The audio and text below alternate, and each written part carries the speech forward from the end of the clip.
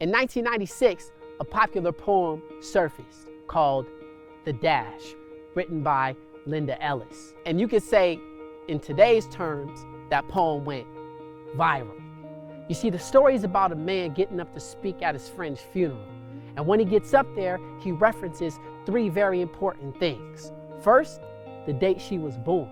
Last, the date she died. And with tears in his eyes, he refocused his attention on the dash in the middle of those two numbers, because that dash is what represented her life. So why aren't the other two dates just as important as that dash? Well, your birthday is important because you were brought into this world, but it had nothing to do with you. And the date that you died, well, no one really knows when that date is coming. However, that dash in the middle, that's all you. That's every failure, every success. That's every tear you cried, every smile you put on somebody's face. That's every test passed, every adventure, every state that you traveled. That's everything you did while you were here on this earth. Now, because no one really knows when that end date is coming or how long your dash is actually going to be, the author encourages us to stop and think. Is there anything you'd like to change? Because now would be the time.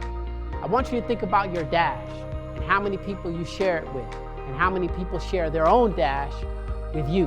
What would they say if they had a chance to stretch out their dash into a timeline and point out specific days or years or months?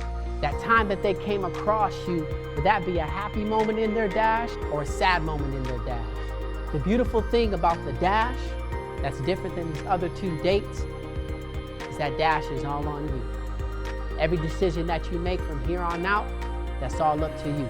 So if you want things to change and you want your dash to be something that people remember as a happy moment, now's the time to make it happen. So think about your dash and what it might mean, not only to you, but the people who are a part of it. Don't you want it to be the best it can possibly be? Because that dash, that little line between those two dates, that's your history book. What will they remember about you? Think about that. I also want to break it down a little further. You see, that dash carries more weight than you think. It's also a key. After that final date, that second date, your birth date, that dash, that last date, there's one more stop. That dash is the key that opens two doors. And how you spend that dash determines what door you can open. One goes up, and well, you know where the other one goes.